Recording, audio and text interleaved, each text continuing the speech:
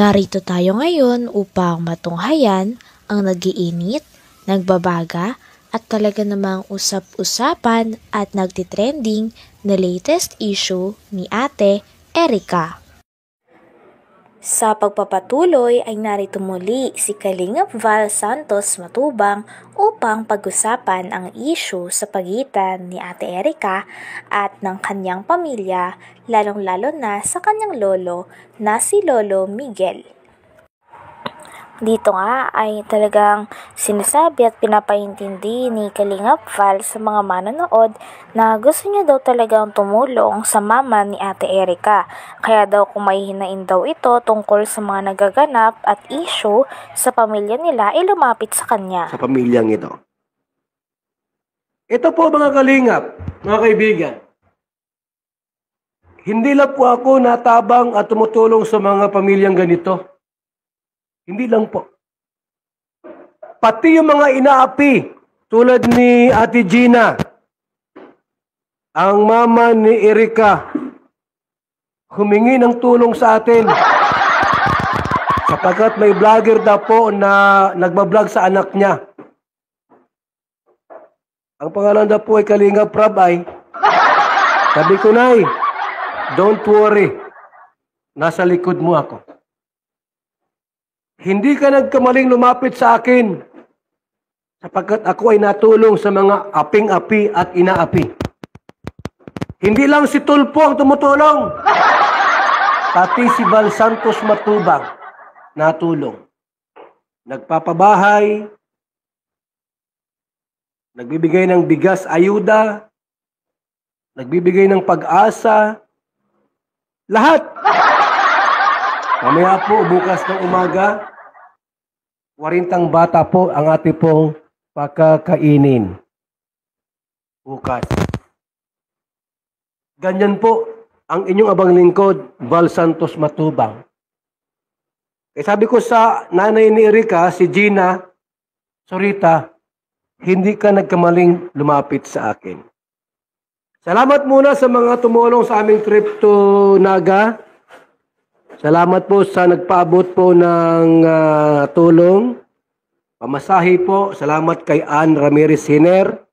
Nagbigay ng 2,000. Sabi sa akin, Kuya Bal, aalis kayo papuntang Naga. Itong 2,000. Pangkapi-kapi ninyo. Salamat po kay Ann Ramirez Hiner. Also kay Lori D. Magalpok. Nagbigay siya ng 1,200. Salamat kay Lore. Wala kang trabaho, nasa Pinas ka, wala ka nasa abroad, pero grabe ang puso mo. Anong sabi mo sa text ko, sa vlog, sa chat? Kuya Bal, mapunta kayo ng Naga pala. Ito ang 1-2. Bili ka ng brief mo dyan. Wala ka ng brief na isuot. Salamat kay Lore Magalpok. Si Kuya Val nga ay handang tumulong sa mga issue na ganito.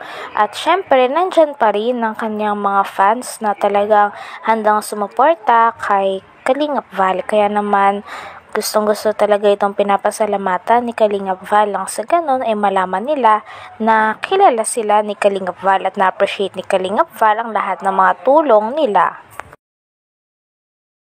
Salamat kay Lore. Wala kang trabaho, nasa Pinas ka, wala ka nasa abroad, pero grabe ang puso mo. Anong sabi mo sa text ko, sa vlog, sa chat? Kuya Bal, mapunta kayo ng Naga pala. Ito ang 1-2. Bili ka ng brief mo dyan. Wala ka ng brief na isuot. Salamat kay Lori Magalpok at kay Ate Christy po. 2,000 para sa panggasolina.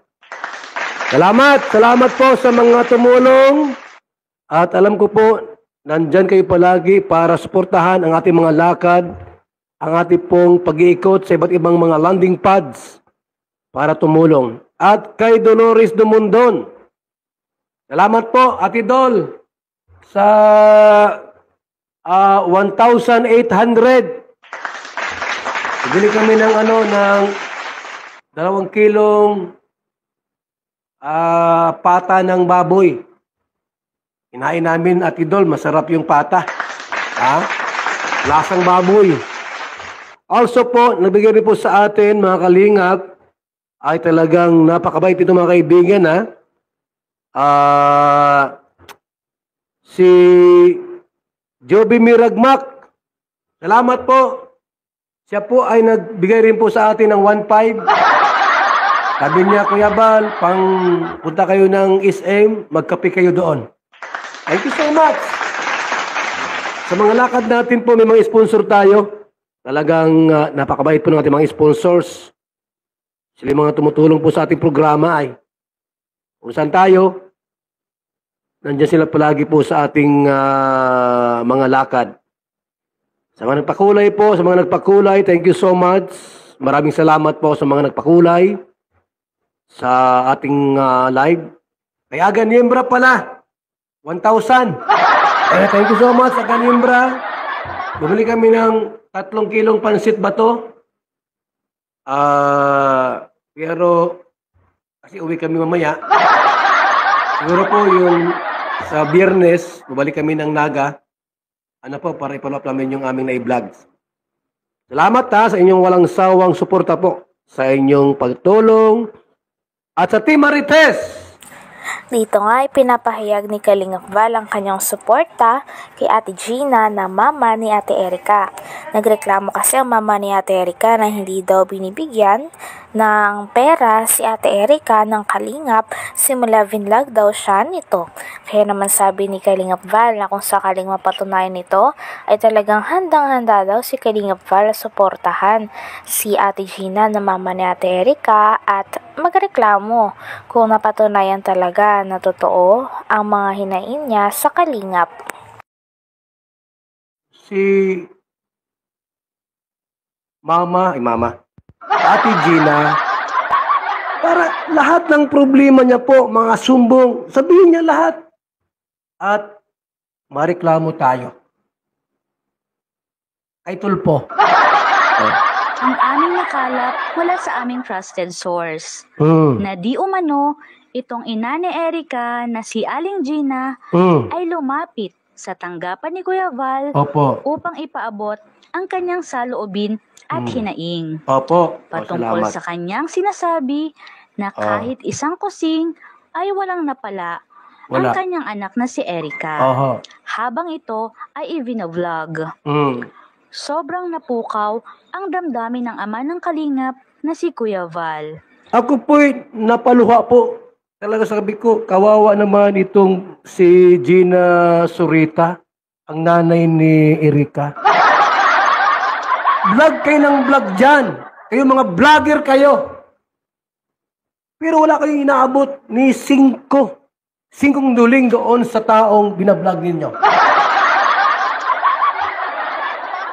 Ate Gina Pansa Zurita, nasa likod mo ako. Hindi ka nagkamali na lumapit sa aking tanggapan sapagkat tutulungan kita. Kaya nang malaman niya ang problemang ito, ay nakaramdam siya ng sobrang galit. Talaga po. Laban Grabe. sa mga tinutukoy nitong vloggers. Nais din di umano ni Kuya Val na tunguhin ang tahanan ni Aling Gina upang tulungang makamit ang inaasam at ninanais na hustisya. Ate Gina, bukas, maligo ka, magbihis, mag-make up, magpabango, pupunta ako dyan. Heart to heart talk, eye to eye. Walang lips to lips, bawal. Hindi pwede, may asawa na ako ay. Heart to heart lang. Lahat ng problema mo, Ate Gina, sabihin mo sa akin.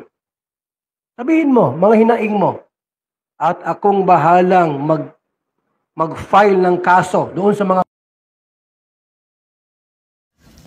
Hanggang dito na lamang muna ang ating nag-iinit, nagbabaga, pinag-uusapan at talaga ng mga nagtitrending na latest issue ni Ate Erica. Maraming salamat sa inyong panunood. Hanggang sa muli. Bye!